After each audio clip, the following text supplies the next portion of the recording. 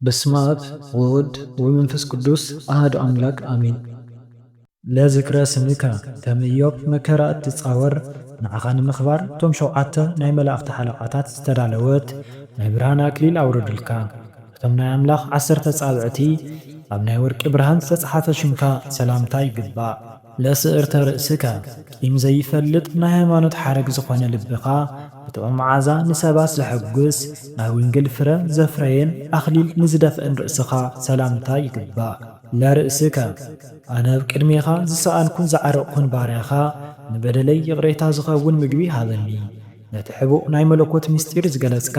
ናይ ሃይማኖት ቅብኣት ዝተቐብአ ርእስኻ ሰላምታ ይግባእ። ለገጽከ ልሁይ ናይ በደለኛ ርኽሰት ብክርስቶስ ደም ነጽኸ ናይ ሰማይን ምድርን ሽልማት ኣባጊዕ ካብ ኣፍ ተኹላ ዝሓለወ ከም ፀሓይ ብርሃን ዝበለጸ ናይ ገጽካ ጽባቐኻ ሰላምታ ይግባእ። ለቀራንብቲከ እግዚአብሔር ኣምላክ ንዓኻ ወላዲ ጌርካ እሞ ንስኻ እውን ንዓና ንእንምሕፀነካ ካብ ክርስቶስ ለሚንካ ሓጋዚ ኩነና። ናይ ጽድቂ ምግቢ ናይ መድሓኒት መስተ ዝኾንካ ክልተ ዝኾና ቅንድባትካ ሰላምታ ይግባእ። ለአዕይንቲከ ጥበብ ዝመልአካ ናይ ፍልጠት ኣቦ ንዕንባቆም ዘገረመ ናይ እግዚአብሔር ስራሕ ኣብ ሓበሻ ምስጢር ገለጽካ። ኣእሙረኻ ንምርኣይ ዝተገለጹ ኣዕይንትኻ ሰላምታ ይግባእ። ለአይዛኒከ ከም ቅዱስ ዮሐንስ በብዕለቱ ናይ መንግሥተ ሰማያት መንገዲ ትጸርግ ቅዱስ ዳዊት ናይ ጻዲቕ ሞት ክብሪ እዩ ዝበሎ ስለ ሞትካ ኣብ ሰማያት ተነግረ። ነቶም 6 ቃላተ ወንጌል ብመንፈስ ዘዳመጻ ኣእዛንካ ሰላምታ ይግባእ። ለመላትይከ ከም ቅዱስ ዳዊት አንደበትካ ጥዑም ከሳቴ ብርሃን ሰላማ በቲ ብርሃናዊ ትምህርትኻ ኣብ ኢትዮጵያ ጸሚትዎም ዝነበሩ ኣብርሃካሎም ድውያን ድማ ዘለሉ ፍጥረቱ ዝጸበቐ ቅያቱ ዝማርኽ መጉለጭኻ ሰላምታ ይግባእ። ለአይናፊከ ሔዋን ካብ ጸገም ናብ ታሕጓስ ከም ዝወጸት ንስኻ እውን ተጸጊሞም ንዝነበሩ ሰባት ካብ ሞት ምርኮ ስለ እተውፅእ ናይ ፍጡራን ልቢ ከም ማሕሲ ዘለለ እንሆ ናይ እግዚአብሔር ጥዑም መዓዛ ንዘሽተተ ኣፍንጫኻ ሰላምታ ይግባእ። ለከናፍሪከ ሰብአ ሰገል ኮኸብ ከም ዝመርሖም ኮኸብ ጽባሕ ዝኾንካ ከሳቴ ብርሃን ሰላማ ምስተጸረገ ናይ ወንጌልን ብዙሕ መንፈሳዊ ጽቡቕ መንገዲ ንባርያኻ ምርሓኒ። ከም ሮማን ዝቕይሓቱ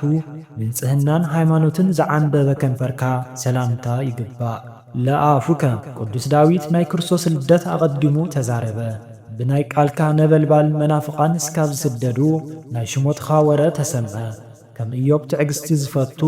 ዘወትር ብጸሎት ንስተዓጸወ ኣፍካ ሰላምታ ይግባእ። ለአስናኒከ ዝኣመነ ዝተጠምቐ ብደም እግዚአብሔር ይድሕነና በልካ ኣብ ምድሪ ሓበሻ ሰበክኻ። ከም አብርሃም መንገደኛ ትቕበል መንፈስ ቅዱስ ፈጺሙ ከም ዓምዲ ዝተኸለ ከም በረድ ጸዓደወ ስንኻ ሰላምታ ይግባእ። ለልሳንከ ናይ እግዚአብሔር መንግሥቲ ንኽወርስ ብናሓቅን ጽድቅን መንገዲ ምርሓኒ። ኩሉ ጊዜ ብዘይ ምቁራጽ ብሕቡእ ምስጋና ንኣብ ምስጋና ንወልድ ምስጋና ንመንፈስ ቅዱስ እናበለ 3 ጊዜ ንዘመስግን አንደበትካ ሰላምታ ይግባእ። ለቃልከ ከም ጠቢብ ሰሎሞን ዝተመስገንካ ንዓኻ ሓድጊ ንዝገበርኩ ባርያኻ ተቐበለኒ። ኩሉ ጊዜ ንመላእኽትን ሰብን ልቦና ዘሕጉስ ጥዑም ዜማ ንዘቕርብ ቃልካ ሰላምታ ይግባእ። ለእስትንፋስከ ብበደል ንዝጠፉ ብትምህርትኻ ትምልስ ከሳቴ ብርሃን ሰላማ ኣነ እውን ንዓኻ ተኸቲለ ካብ ሕመቕ ኩሉ ንባርያኻ ሓልወኒ። ብናይ ፈጣሪ ፍቓድ ኣብ ላዕልን ታሕትን ዘተንፈሰ ንኹሉ ህይወት ንዝኾነ እስትንፋስካ ሰላምታ ይግባእ። ለጉርኤከ ንዓለም ኩሉ ንምድሓን ስለ ዝተፈጠርካ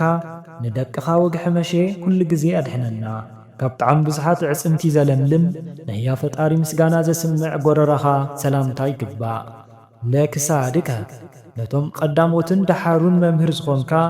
ብናይ ምብራቕ ኣፍ ደገ ኾይንካ ምስጢር ትገልጽ ከሳቴ ብርሃን ሰላማ ፍጥረት ኩሉ ከም ሕዝቅኤል ኣደነቐካ። ናይ ስቓይ ዕንቂ ዝኣሰረ ክሳድካ ሰላምታ ይግባእ። ለመትከፍትከ ኢያሱ ንፀሓይ ደው ከም ዘበለ ኣብ ሓበሻ ምድሪ እውን ነታ ፀሓይ ደው ኣበልካያ። ምድሪ ብዝናብ ከም እትርሕስ ንህዝብኻ በትጠሊ ዝኾነ ሰማያዊ ምስጢር ትምህርትኻ ረሓስካዩ። ንሃይማኖት ኣርዑት ዝተሸከመ ማእገርካ ሰላምታ ይግባእ። ለዝባኒከ ከም ነቢ ኢሳይያስ ብልዑልን ዝማርኽን ድምፂ ቃል እተስምዕ ካብ ክርስቶስ ጎኒ ብዝፈሰሰ ናይ ፈውሲ ማይ ሓበሻ ብስምካ ተቐደሰት። بزخبدا بزوح كننا نسقاين كم يرخصت خدان زعرق حقوقا سلامتاي قبا لإنقدائك نايدان نقد ولاد مخان كوينا زي ولدت زنبرت حبشاقن بتيس ألمات زقهد كساتي برهان عون سلما شقعت مستيرات ولدت ሃይማኖት ንዝለበሰን ትዕግስቲ ንዝተሸከመን ሕቆኻ ሰላምታ ይግባእ ለሕፅንከ ኣብ ናይ እግዚኣብሔር ኣዳራሽ ዝኣተውካ ከሳቴ ብርሃን ሰላማ በቢመዓልቱን ወርሓቱን ስምካ ተስፋ ገይሩ ንዝተማሕፀነ በቲ ቃል ኪዳንካ ተስፍኡ ይረክብ መንፈስ ቅዱስ ዝዓረፈሉ ሕቑፍኻ ሰላምታ ይግባእ ላኢዳዊከ ናይ ዮሃንስን ጳውሎስን ወገን ዝኾንካ ናይ ኣጵኖንጣዖት ፈጺሙ ከም ዝጠፍአ ኣብ ጌስ ዝተባሃለ ቦታ ንዝነበረ ቤል ዝተባሃለ ጣዖት ብምምጻኻ ተሰባበረ ናይ ወንጌል ሕርሻ ዝሓረሱን ናይ መስቀል ዕርፊ ንዝጨበጡ ኣይዳውካ ሰላምታ ይግባእ ለመዛሪኢካ ከም መንፈስ ቅዱስ ተመሰልካ ከም ፀሓይ እውን ዝደመቕኻ ናይ ሓበሻ ብርሃና ከሳቴ ብርሃን ሰላማ ነቶም ዝረስዑ ኣንጽሂኻ ነቶም ዝዓበዱ ፈወስካዮም ነቶም ዝተፈለዩ እትስዕሪኻ እሞ بعندگيون سيطان نمسعر كم امي صنع قلصنكا سلامتا يغبا لكورنا ايكا عبدوغعا كم اتتخلت تخلي كل غزا فراتوص نسخاون حقنيا زخونه نا هيمانوت فرس لزخونكا بزحات غاشاشو ካብ ቃልካ ክሰትዮም ከም ናይ ኣንበሳ ድምፂ ዘደንግጽ ኩርናዓኻ ሰላምታ ይግባእ ለእምነትከ እቲ ናይ ክርስቶስ ኢየሱስ ዓብይ ጾም ምስ ፈጸምካ ካብ ቀዳምን ሰንበትን ወጻኢ ካብ ምግቢ ተኸልከልካ ብናይ ሃይማኖት ትምህርቲ ዝተመልአን ብሕታዊ ዝኾነን ንኹሉ ፍጥረት ዝኸውንን ኣይዳውካ ሰላምታ ይግባእ ለእራህከ ከም መጥምቀ መለኮት ቅዱስ ዮሐንስ ናይ ሃይማኖት ትምህርቲ ዘስተምህርካ ብርቱዕ ዝናብ ምድሪ ከም ዘለምልም ናትኻ ትምህርቲ እውን ኣብ ናይ ደቅኻ ሕርሻ ቦታ ኣለምለነ ኣብ ናይ እምነት ሕርሻ ንዝዘርኡ ከብዲ ኢድካ ሰላምታ ይግባእ ለኣጽፋሪከ ናይ ፍልጠት ፍረ ዝኾንካ ብናይ መከራ ሓያል ንፋስ ዘይረገፍካ ከም መዓር ዝጥዕም ትምህርትኻ ካብ ኣፍካ ፈሰሰ ንምድሪ ሓበሻ ናይ ሃይማኖት ፍረ ዝጸሓፉ ፍጉሃት ኣጻብዕትኻ ሰላምታ ይግባእ ለኣጽፋረ እድየከ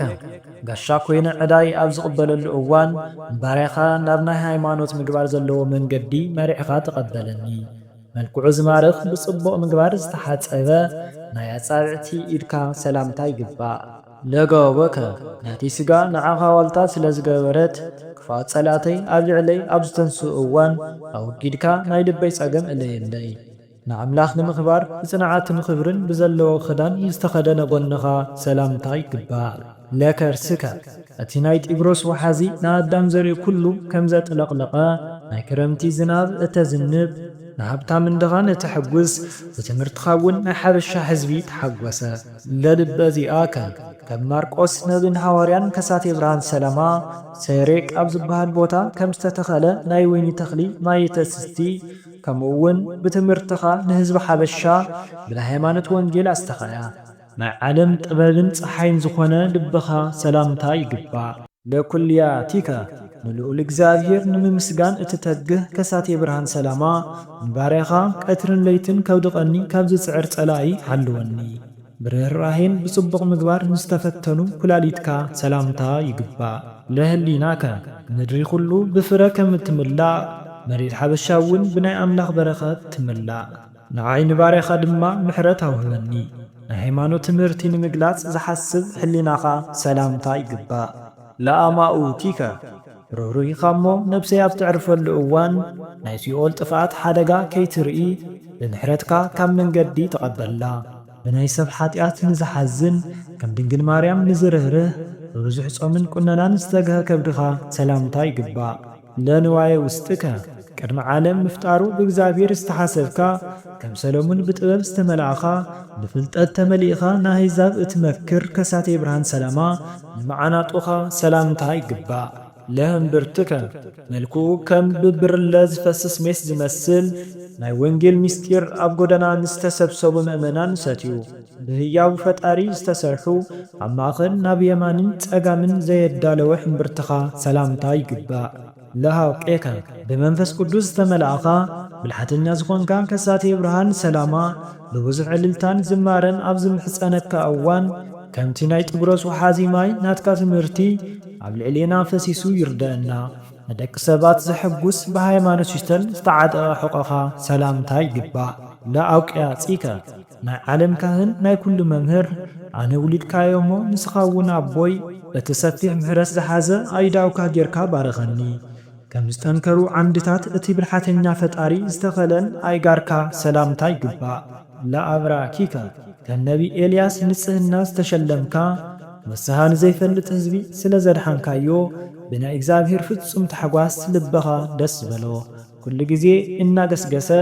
ንናይ ሰማይ ኣምላኽ ናይ ምስጋና ስግደት ዘቕርባ ኣብራክኻ ሰላምታ ይግባእ ለኣይጋሪከ